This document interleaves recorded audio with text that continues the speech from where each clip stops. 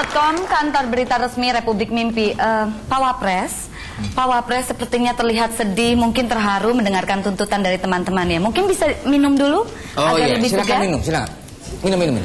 Gus Pur, minum. Iya, tuh kan langsung segar ya. Oke, mari dilanjutkan kembali. Oke, A. Effendi akan memberikan tanggapan, ya?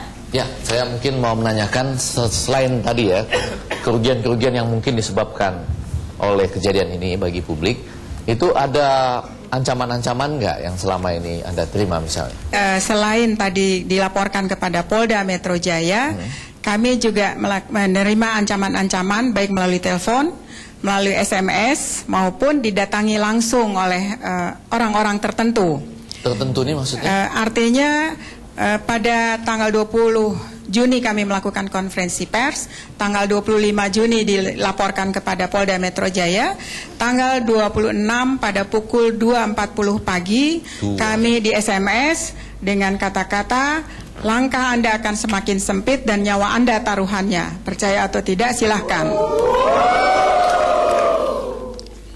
Intimidasi-intimidasi yang telah tadi disampaikan ataupun akibat-akibat yang tadi dibayangkan oleh teman-teman kami, ini semuanya sebenarnya adalah risiko yang harus kami ambil karena kami harus berjuang. Kami tidak mau terjadi seperti teman-teman PT Dirgantara Indonesia yang harus berdarah-darah dulu dalam memperjuangkan nasibnya, atau seperti teman-teman Damri yang 8 bulan tidak menerima gaji. Bukan tidak mungkin akan terjadi juga pada kami apabila pengabaian tentang kesejahteraan pegawai ini juga terjadi ataupun indikasi korupsi tetap dibiarkan. Tidak ada maksud kami untuk menekan Bapak Presiden, tidak ada maksud kami untuk menekan Menteri BUMN.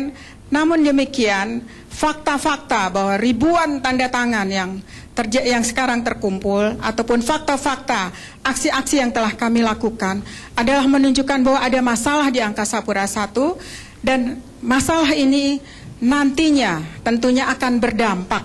Siapa yang bisa menyangkal ketika kami yang bertugas untuk melayani keselamatan penerbangan, memandu lalu lintas udara, atau memadamkan kebakaran atau kecelakaan di landasan, di airport dan lain sebagainya, terganggu konsentrasinya. Kita tidak tahu bagaimana pesawat tiba-tiba hilang dari radar karena mereka tidak konsentrasi.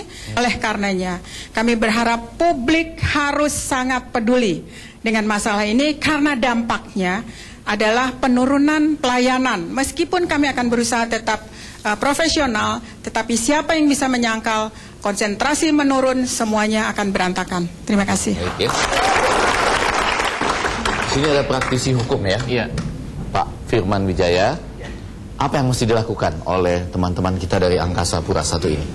Ya, saya pikir karena saya yakin Republik Mimpi ini kan juga punya kedaulatan, toh Pak Presiden. Jadi kalau ada orang yang mengadu ke sini, nota kesepahaman atau nota politik juga segera dikirim ke sana. Dan ini yang terjadi, ya.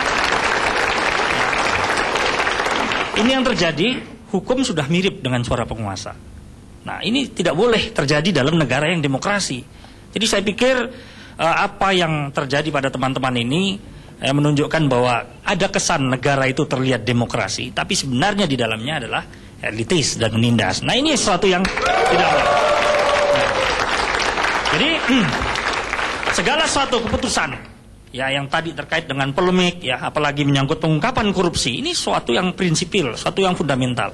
Kalau orang dibiarkan ya ingin menyampaikan suara demokrasi, suara ingin menyatakan pemerintahan yang lebih baik, tapi dibungkam dengan hukum, maka hukum sudah menjadi alat kekuasaan. Ya, bahkan tidak mungkin hukum menjadi alat kejahatan kalau sudah tingkat yang seperti ini. Jadi buat saya sebaiknya Presiden Republik Mimpi dan Bapak Wakil Presiden segera membuat surat mohon penjelasan terhadap kasus ini. Tapi saya mau nanya nih ya, Pak Firman Wijaya, kita kan lagi bahas-bahas begini saja kan.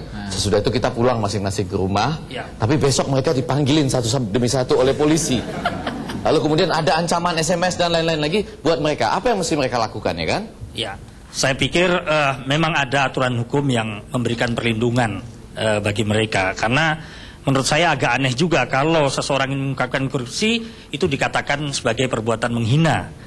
Kalau misalnya saya katakan di sini Pak Wapres kita ya, Pak Jarwo Kuat, hobinya menggelantung misalnya, nah itu boleh saja disebut menghina. Tapi kalau dalam hal yang semacam ini, saya pikirkan, ya Apa tadi menggelantung? Memang ada yang menggelantung, Pak. Hobi Pak, ini hobi. Hobi itu Ya. depende, pajak-pajak gitu. Oke. Jadi sebaiknya harus ada ungkapan atau sikap tegas bahwa menggunakan sarana hukum, terutama hukum kriminal. Ini bukan persoalan kriminal, mengungkap korupsi itu bukan kriminal. Tapi Kalau ancaman melalui SMS tadi, ya saya pikir itu sudah masuk dalam sebuah tindak pidana ya.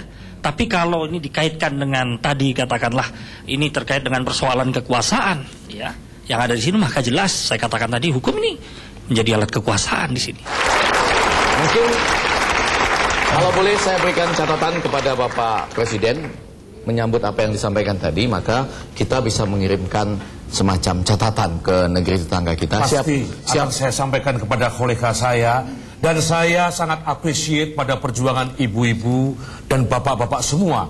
Karena yang ibu perjuangkan bukan hanya untuk kesejahteraan hidup bapak-bapak, tapi untuk keselamatan penumpang juga.